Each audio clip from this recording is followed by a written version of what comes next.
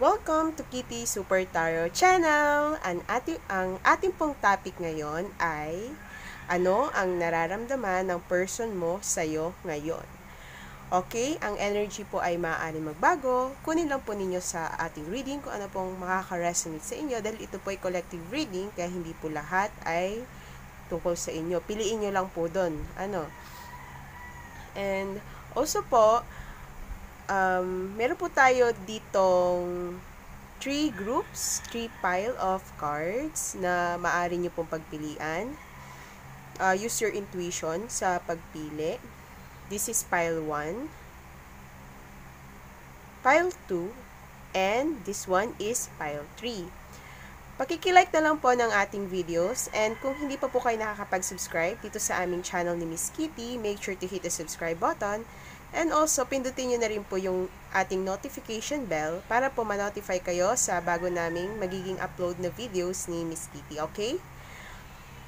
Start na po natin ang reading ni Pile 1. Hello, Pile 1. This is your reading. Ito po ang iyong napiling Pile 1. Ngayon po alamin po natin yung feelings ng person mo sa'yo ngayon. Ito po ay love reading, maaari pong ito ay sa ex nyo, yung kasalukuyang karelasyon nyo or asawa nyo, o kaya po ay yung nasa dating stage.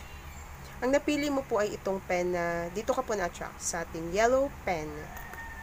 Okay, ilalagay ko po muna po ang mga cards dito sa table. Okay. Ace of Swords, Ace of Wands, okay, the Fool, meron ka ditong Queen of Wands, Seven of Swords, parang nagkatampuhan yata kayo. Pero tingnan natin, forgiving and learning. Siguro may nagawa sa yung kasalanan itong person mo. Give your relationship a chance.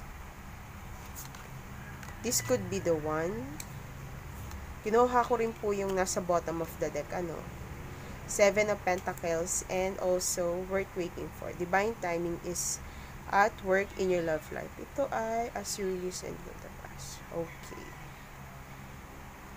Okay. Mamaya po, kukuha rin po ko ng karagdagang messages na maaari pong gustong sabihin sa inyo ng person nyo. Bubunot po ako, Tsaka yung mga signs. Karagdagan na rin pong information about sa person ninyo. Okay, pile 1.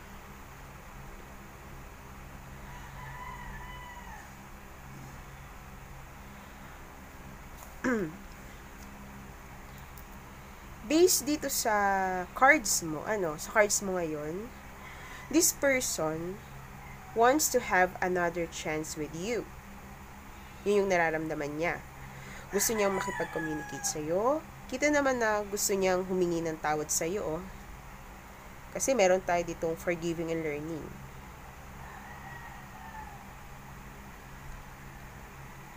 Parang feeling ko sa kanya, pile 1, hinahunt siya ng past niya. Maring ito ay yung mga nagawa niya noon. Siguro talaga nagkamali siya. Parang nagkaroon kayo siguro talaga ng tampuhan.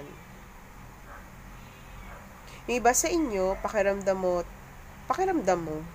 Yung iba maaring nag-cheat siya o siguro tunay na talagang may ginawa siyang hindi maganda upang kayo ay dumating sa ganitong point ngayon, pile 1.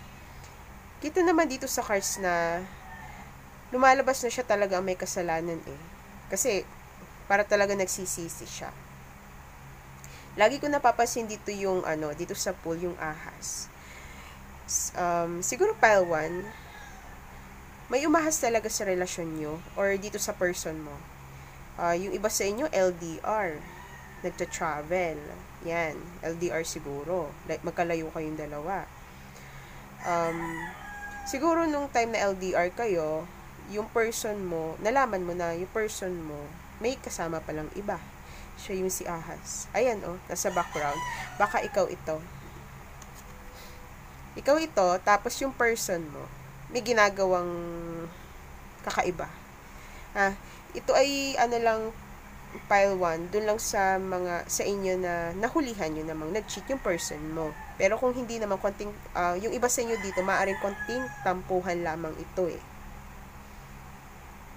Take what resonates na lang ha. Kung hindi mo naman siya nahulihan na nag-cheat, maaaring may mga bagay lang talaga si person mo na nagawa na hindi mo talaga nagustuhan.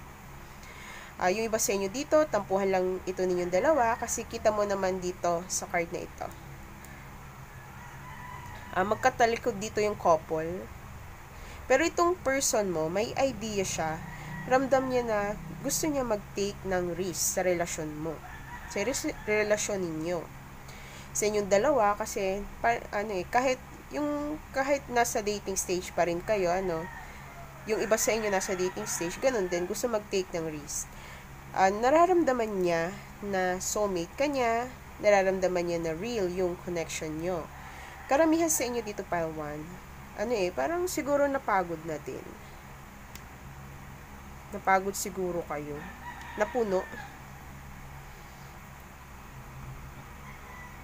Pile 1, si person mo, sa tingin ko, parang may tinatakbuhan ito. May tinatago siya. Pero patuloy pa rin niya, ikaw naalala niya yung mga bagay na ito na laging gumugulo sa isip niya. Kung ex mo ito, maaaring hindi pa siya makamove on sa'yo. Lagi kanyang naiisip. Parang laging may nagpapaalala sa kanya dito sa connection nyo, o kaya ay sa'yo, tungkol sa'yo. Maaaring may nangyayari sa kanya na parang hinahanap niya ikaw sa ibang tao, or naalala kanya sa ibang nakikilala niya, pile 1. Kung kayo pa rin naman ng person mo na ito, pile 1, itong tinatanong mo, sa tingin ko naman, mahal ka ni person mo. Meron lang siyang dinadala sa sarili, extra baggage from the past, kumbaga. Hindi naman ito laging si ex ang person mo. Maaring itong extra na ito ay yung mga naranasan niya before, yung mga pinagdaanan niya noon. Ikaw nang umalam, kasi baka kilala mo naman lubusan mo kilala si person mo, nakapag-open siya sa'yo. So, ikaw naman nakakaalam nito. Nakikita ko dito, pile 1, na gustong i-build ng person nyo yung pundasyon ng relasyon nyo o ng connection nyo. Pakiramdam ko dito, gusto nilang magkaroon ng time kayo rin sa isa't isa. Attracted ang person mo sa'yo. Nandito pa rin sa puso niya, sa isip niya, at nararamdaman pa rin niya yung fire, yung matinding pagkagusto niya sa'yo, pile 1. Kita mo naman dito. Kunwari ikaw ito siya. Talagang naaakit mo siya. Pakiramdam ngayon ni person mo na siguro kailangan niya ng patience, or kailangan niya ng patience, kailangan ng time, ng paghihintay palalo dito sa connection niyo na ito. Kailangan dito ng divine timing. Siguro may kailangan pang hilumin ang person mo at ikaw. Marami nagpapatunay dito sa cards mo, pile 1, na mahal ka naman ni person mo. Mahal ka talaga niya. At tunay na nagsisisi siya. Yung iba sa inyo dito, hindi na ipapakita ng person mo na nagsisisi siya, pero yun yung tunay niyang nararamdaman. Ito yung tunay niyang nararamdaman ngayon, pile 1. Feel ko, pile 1, ayaw kanyang bitawan eh. Kung nagkahiwalay kayo, naghihintay itong person mo na makasama ka uli or makausap ka. Kung dating stage pa lang ito, pile 1, ramdam niyang talagang soulmate kayo, mag-soulmate kayo. Ramdam niyang hindi nagkataon lang na nakilala ka niya. Para sa kanya, meant to be na magkatagpo kayo, dalawa, pile 1. Gayun din sa inyo magkarelasyon pa, ramdam niya na ibinigay ni God ikaw sa kanya upang matuto siya, matuto rin mag-release at mag-heal ng hurts niya noon. Okay? Itong person mo, pile 1, feels like a fool na nasaktan ka niya, or may nagawa siya sa'yo, or may nagawa siya ibang bagay na ikinatampo mo. Okay. Ito lang yung nakikita ko, pile 1, pero kukuha pa po akong extra na cards para sa'yo. Yan yung nararamdaman niya sa'yo ngayon. Ano kaya dito? Wait, kukuha muna ako dito sa cards na ito, parang kalagdagan pa tungkol dito sa situation nyo. Or maaring dito sa relasyon nyo, sa nararamdaman niya, baka may extra pa. Kuha lang ako. Siguro 5. 5 na lang. Mahilig kasi ako sa 5. Okay, spiritual lesson, di ba sabi ko sa'yo, nararamdaman niya na, kita ba? Nararamdaman niya na, kaya ibinigay ni God, ikaw sa kanya, para may matutunan din siya. Sa'yo, may maituro. Ganun din ikaw, may matutunan ka rin dito sa connection nyo, sa relationship nyo, ng person mo. This person is in your life to teach you a spiritual lesson. So, maaari talagang meant to be, or talagang soulmate talaga kayong dalawa. Sabi naman kasi Tito, this could be the one.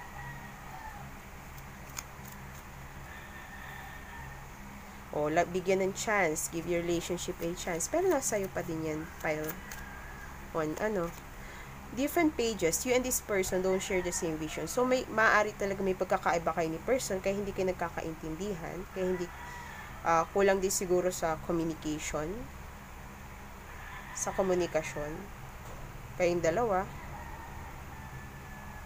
Magkaiba siguro yung gusto nyo, yung gusto nyong mangyari, iba yung gusto niya mangyari sa gusto mong maganap. Leap of faith. It's safe to make them. Okay, ito yun yung the Fool.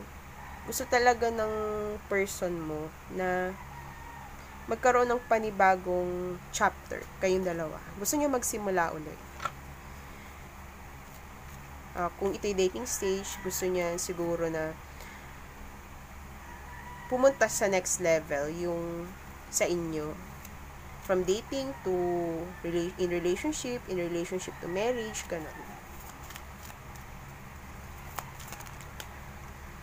Put away the computer.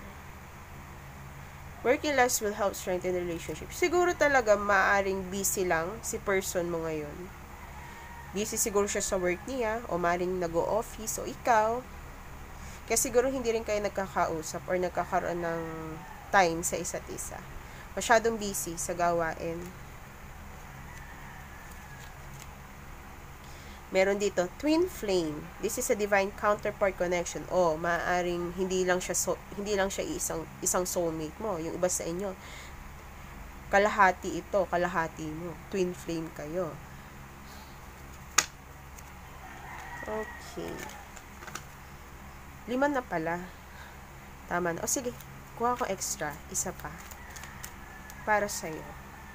Regret. O, diba sabi ko sa'yo, nagsisisi talaga ang person mo na ito, pile 1. O. Yan yung nagpapatunay. O, time apart. Distance. May distansya kayo. Okay. Yan po. Ilagay ko lang dito sa taas. Ilagay ko lang po dito. Ano? Hindi ko alam kung ikakat ko na. Yan. Wait lang po ha. Okay, nagbabalik na po ako at may inutos lang po sa akin ang aking mami. Ngayon naman po, ano naman ang ating kukunin?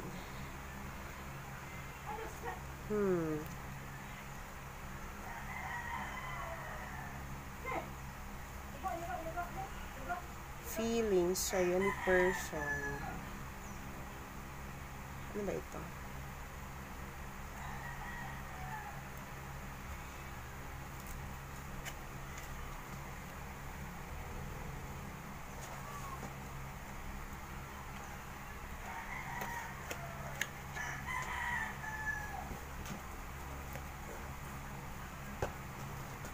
Okay, ito na lang. Ito yung mga gusto niya sabihin sa'yo. Pile 1. Sorry ha, medyo matagal ang paghahanap. Anong gusto sabihin ni person niya kay pile 1? Ito yung feelings niya, nararamdaman niya. Gusto niya sabihin sa kanya. Ano kaya ito? Angels, ano pong gusto sabihin ng person kay pile 1. O, diba? Sabi ko naman sa'yo, pile 1, mahal ka niya. I love you daw. You and I were too young. O siguro, one of you, hindi pa matured enough, or both of you. O, maaaring siya yun. Mas bata siguro siya mag-isip kaysa sa'yo. Kulang pa sa experience. Or talagang, nagkakilala kayo na masyado pa kayong bata. Yung iba siguro sa inyo, teenager pa to. Kaya parang hindi pa handa. I couldn't let you close to me.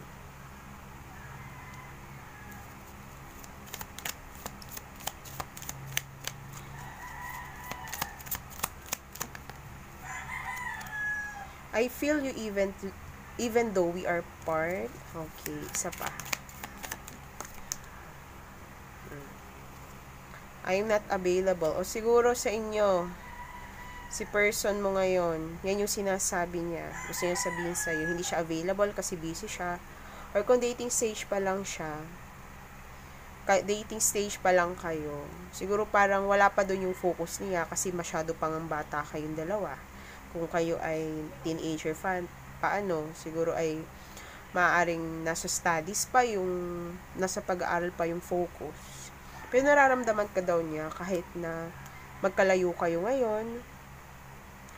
Hindi ko malaman kay person mo bakit pakiramdam niya na siguro hindi niya na-overwhelm siguro siya pagkasama ka. Kasi I couldn't let you close to me. Na-overwhelm siguro siya dahil sa sobrang attraction niya sa'yo, maaring first time lang niya makaranas ng ganito kasi yung iba sa inyo ay twin flame. Diba napakalakas ng connection na yun pag twin flame. Yung bottom of the deck mo, I know I mess everything up. Alam naman talaga niya. At pinagsisisihan niya talaga yun, guys. Baka dito meron pa. Pop ako dito ng 5. Ano pong mensahe ng person ni pile 1 para sa kanya? Ito yung nararamdaman niya. Anong mensahe?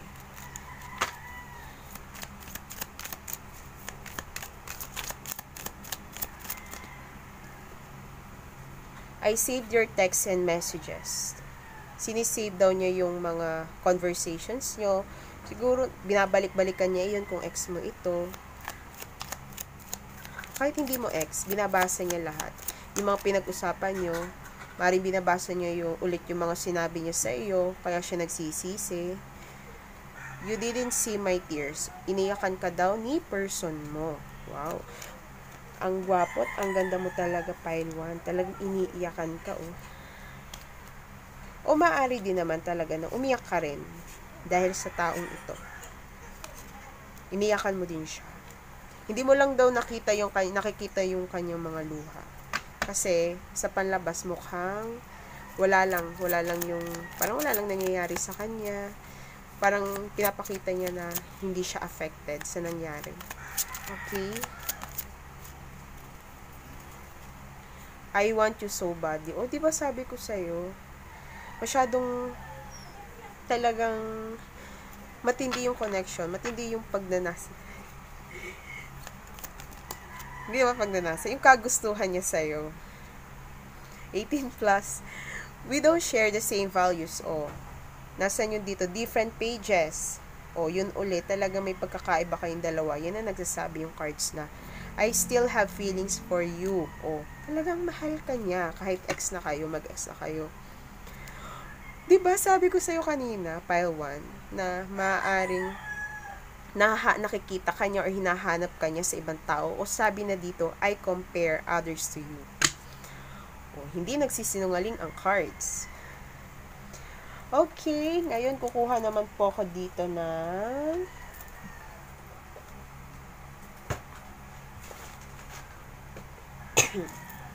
medyo inuubo po ako. Excuse me po. Okay. Yan lang po yung gusto niya sabihin sa inyo. Kukuha naman po ako dito ng ano ito isa?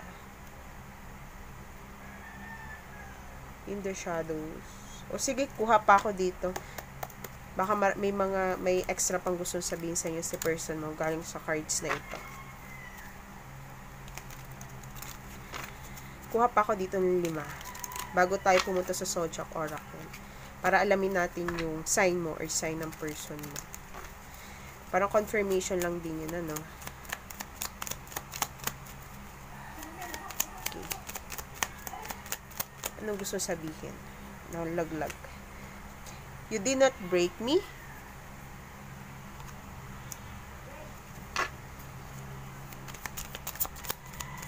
Ang napipick up ko dito, guys, is yun yung pagpapakita niya na parang walang nangyayari sa kanya.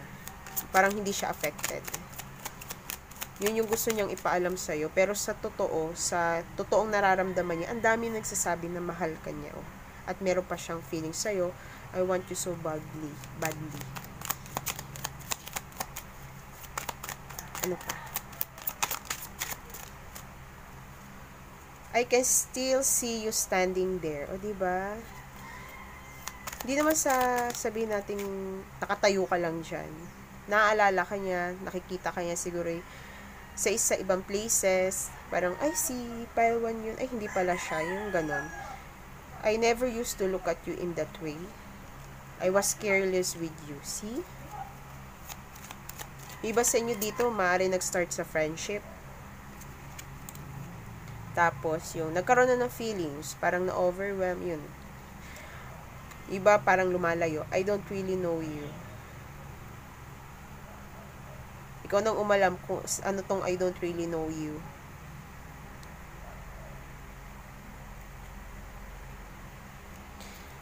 Bottom of the deck. I know we have a soul connection.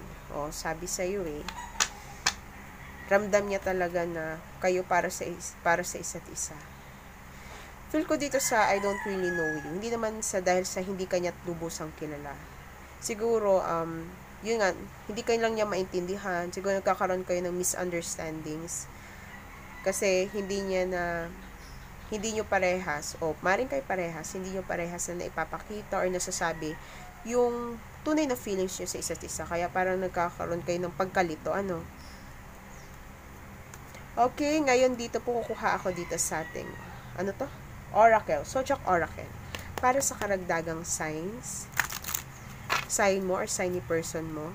Tingnan yung numbers din, maaaring birthday mo, birthday niya, or number na napaka-importante sa inyong dalawa. Capricorn. Okay. Ngayon natin basahin. Kuha lang tayo ng 5. Pero kung magbigay ng marami, okay lang.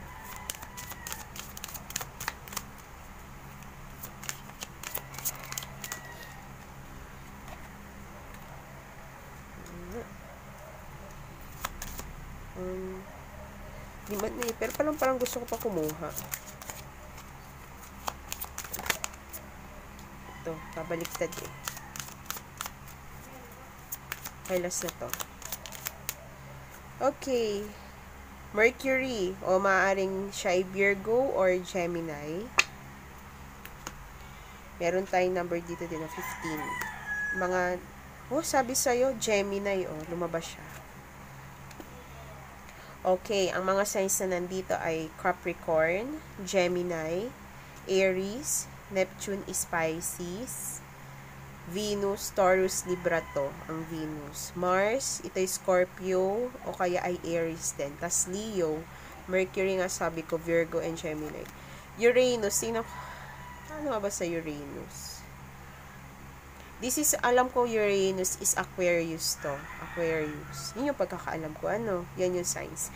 Ngayon, ang numbers natin nandito na maaaring napaka-importante sa inyo, napakahalaga, are number 3, yan, 3. 3, number 10, number 1, 21, 20, 16, 17, 5, and number 15.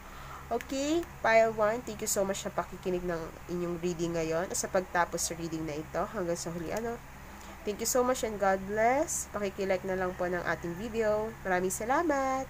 See you sa next reading.